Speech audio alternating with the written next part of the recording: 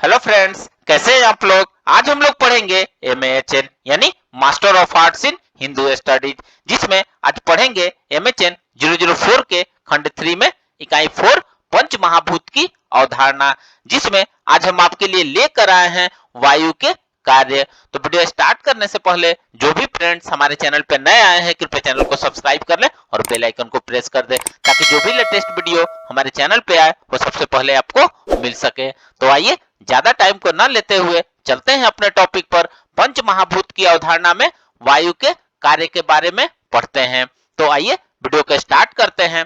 चरक संहिता में शरीरगत वायु के कर्मों पर विस्तृत रूप से प्रकाश डाला गया है। जैसे वायु शरीर व शरीरावय को धारण करती है। वायु प्रणादि पंच वायुओं की आत्मा है। वायु मन का नियमन और प्रेरण करती है। वायु सभी इंद्रियों को अपने अपने विषय का ग्रहण करने में प्रवृत्त कराती है। सभी इंद्रियों के विषय में स्वयं ग्रहण कर इंद्रिय बुद्धियों तक ले जाती है। शरीरस्थ सभी धातुओं को अपने अपने स्थान पर एकत्रित करती है। शरीर का संधान करती है और शरीरस्थ जुड़ने वाले भावों को यथोचित रूप में जोड़ती है और वाणी को प्रवृत्त कराती है। शब्द और स्पर्श का कारण है श्रोत्रिय इंद्रिय और स्पर्श नेन्द्रिय का मूल है। हर्ष व उत्साह की उत्पन्न करने वाली 13 यह जठाग्नि को तेज करती है। आइए अब नेक्स्ट पढ़ते हैं दोष संशोधन।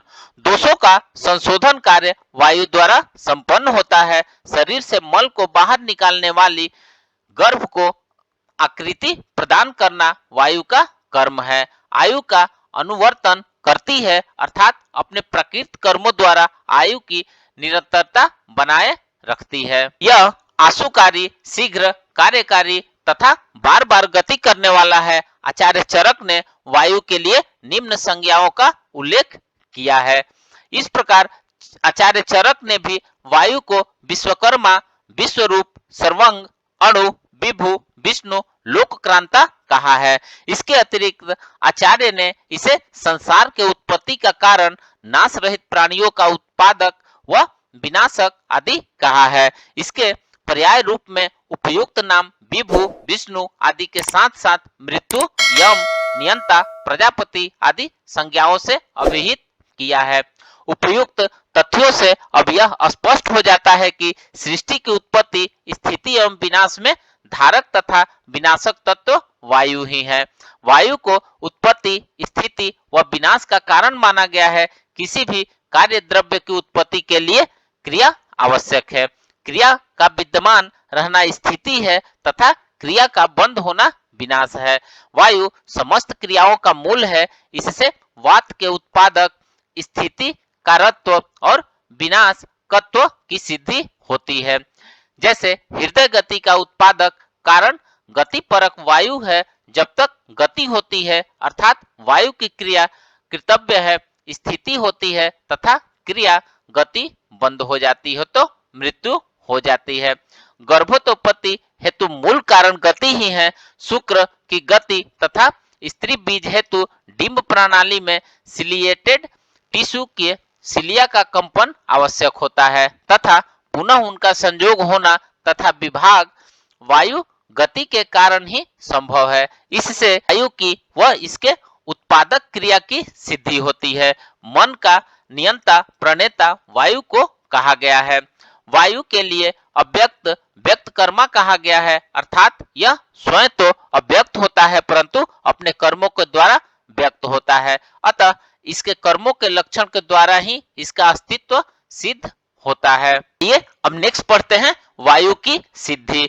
वायु शब्द स्वयं सिद्ध है परंतु वायु महाभूत में रूपत्व नहीं है। अतः चक्षु से इसके लक्षणों की भी प्रत्यक्ष नहीं किया जा सकता। आधुनिक काल में प्रत्येक द्रव्य का चाक्षुष प्रत्यक्ष होना आवश्यक समझा जा रहा है।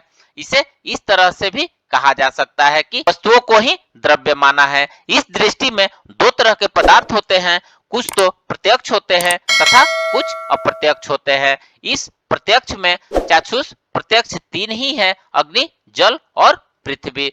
स्वतंत्र रूप में नित्य भाव में रहने पर वह सर्वगत होने से सर्वात्मा आत्मा समस्त प्राणियों की स्थिति, उत्पत्ति व विनाश का कारण है। यह अव्यक्त है, इसे देखा नहीं जा सकता, परंतु इसकी विद्यमानता इसके कर्मों के द्वारा परिलक्षित होते हैं। इसमें रुक्ष, शीत, लघु, खर गुण होते हैं। त्रियगामी शब्द स्पर्श दो गुणों वाला तथा रजोबहुल होता है। यह अचिंत्य शक्ति वाला होता है। यह दोषों का नेतृत्व करने वाला तथा रोग समूह का राजा है।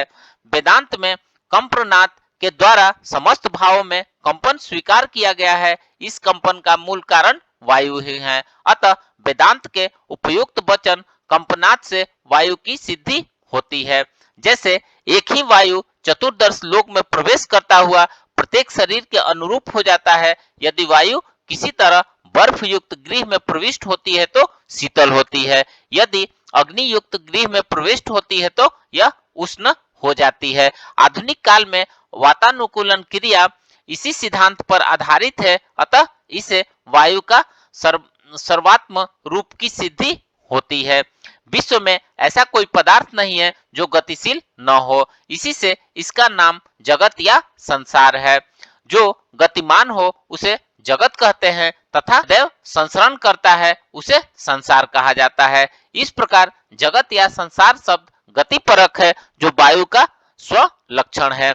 गंधन का यहाँ अर्थ सूचना, उत्साह ग्रहण किया जाता है। उत्साह से प्रवृत्ति होती है।